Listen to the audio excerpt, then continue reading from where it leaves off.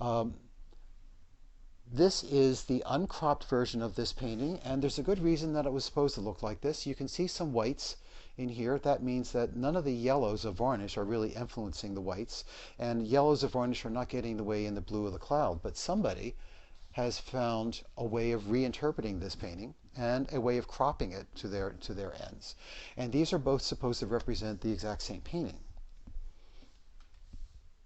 Which one is the right one? I can't tell you. What the painting was supposed to look like, what the painting looked like when Howard Pyle did it is one thing. What the first reproduction was supposed to look like is actually something else. So these come from different sources, actually. Well, as we go on harmonies, the next most complicated harmony is actually triadic harmony. And that means that the main colors used are all equally distant on a color wheel. The most common ones are going to be red, blue, and yellow. But that doesn't mean that those are the only kinds of triadic harmonies. In fact, these are all triadic harmonies. Red, yellow, blue is very popular. It has been they are psychological anchor points in human understanding. And it did not take any sense of color theory for people to want to celebrate mainly those colors. So I have a lot of triadic harmony paintings to show you that are really based on red, yellow, blue. One of the differences is that they seem very different from each other, and therefore it looks like you're using a very wide and wide-ranging palette. Even in more contemporary times, we still wanted to make the most we could with colors like this. Now these are softer, but there is still red, yellow, blue as our primary colors, and everything else, except for the sky, is less saturated than that, so we don't really get confused. This is meant to be cheery and happy, so it's going to be very saturated, and we're going to use colors that can be as pure as possible in something like this. This is not so saturated, but it is after the ball. It is after an occasion when you are trying to look your best and trying to shine, to sparkle. But these aren't yet red, yellow, blue. These are what we called secondary colors just a little while ago. This is orange, green, and purple, or orange, green, and violet. And these are also triadic colors. Some of the same is happening here. Although you could make an argument and say, oh, Richard, this is a double complement. And actually, I'm not going to argue with you. It's actually not that important. Okay, I have to take a second here to distinguish something that art schools don't always distinguish. Complementary harmonies are not the same as complementary contrasts. A complementary harmony tries to harmonize opposites. And generally what you get when you mix opposites in paints are grays and browns. So we will see two opposite colors, whether they're orange and blue, whether they are red and green, mixed together to create grays and browns as a transitional element, so that we're not seeing a red directly against a green to make the red and green pop. That is something we now do in the 21st century and in the 20th century. And we like pop. But painters didn't always like that. So it is easy to create a sense of unified harmony by only using two elements and mixing those elements to harmonize them. So these are examples of complementary harmony paintings, and this looks completely natural. You know that you could stand there looking at this. Some of the same is true here in this Sargent painting.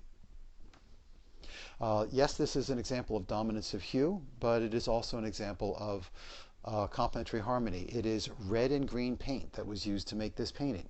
There is no blue that I can find anywhere in here. There's no violet. There's very little, if any, yellow. It is two paints, and you can do an enormous amount with them.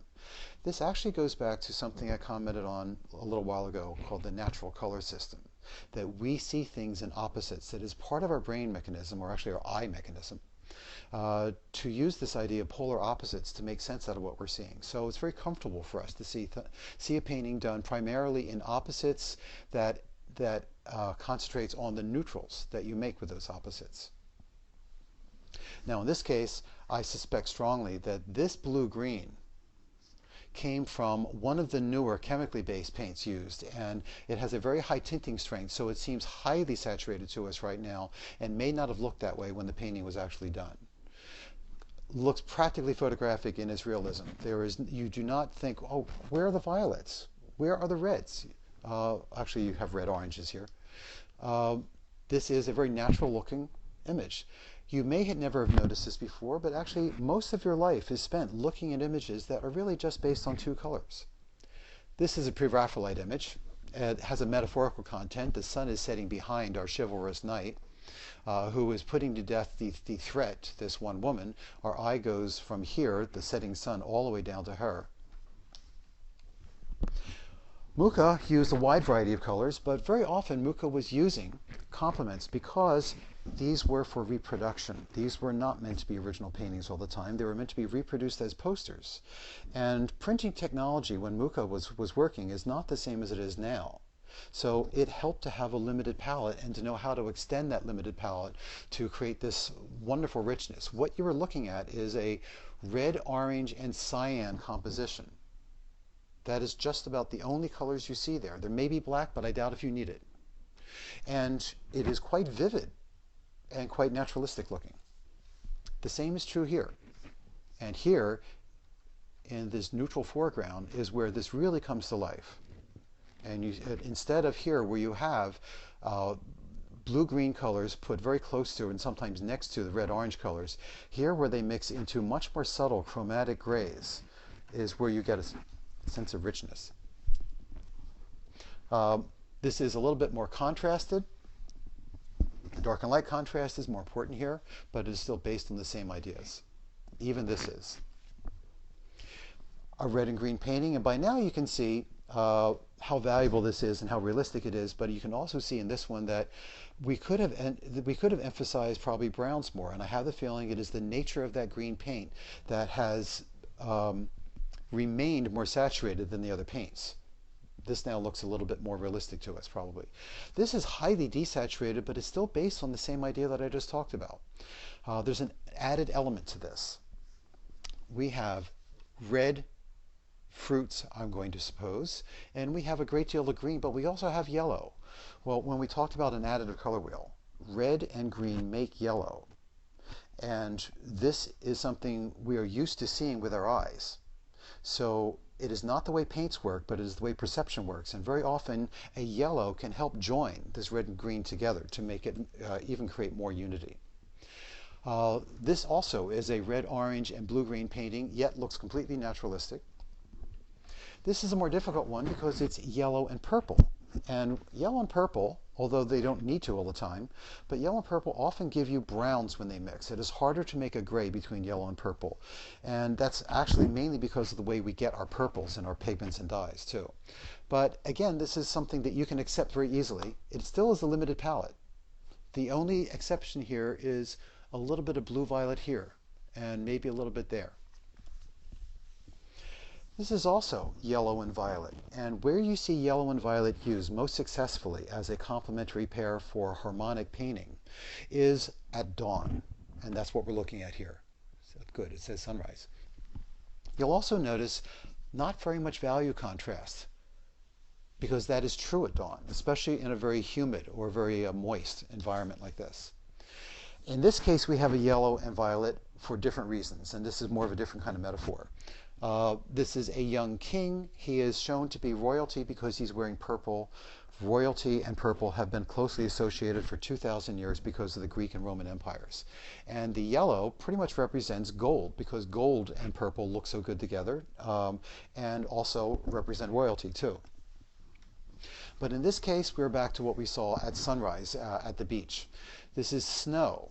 The snow is illuminated with skylight, so there's blue in it, but light is just beginning to stream on top of the snow. These are opposite colors, yet they don't hit you as opposites because there's not a lot of dark light contrast to make them in your face. This is even a more subtle version of a yellow and violet. This is more yellow, orange, blue, violet, actually, composition. Not as subtle, but value is doing most of the work in this case.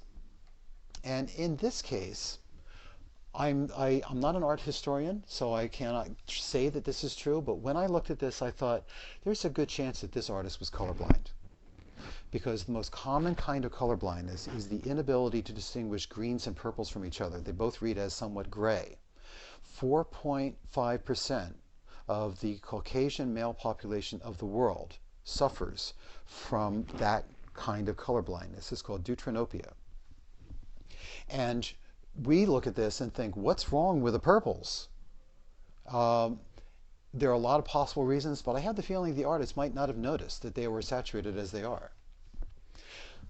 Orange and blue is a very comfortable set of complementary complements. I started with reds and greens, and then I went into yellows and violets, but orange and blue is a very earthy, very wide-ranging kind of complementary pair.